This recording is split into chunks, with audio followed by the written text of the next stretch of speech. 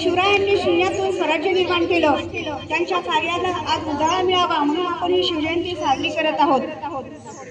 ज्यांनी किल्ल्याच्या दगडावर शौर्य कोरलं, गरिबी काव्याच्या पद्धतीनं शून्यातून शत्रूचा पराभव करून गरिबी काव्यानंच ज्यांनी लढाई जिंकली. असं म्हणतात की जगावं तर सिंहासारखं, जगावं तर सिंहासारखं, लढावं तर शिवरायांसारखं.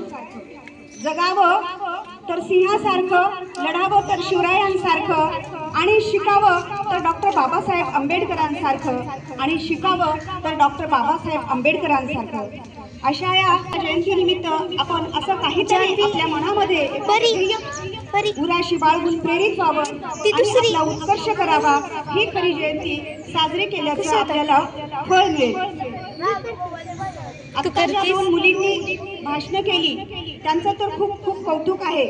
आणि याच्यानंतर येणाऱ्या प्रत्येक जयंतीला प्रत्येक वर्गातून 1-2 विद्यार्थीही पुढे येतील. तत्पूर्वी काल जे काही सामान्य ज्ञान परीक्षा आपल्या शाळेमध्ये पार पडलेली आहे,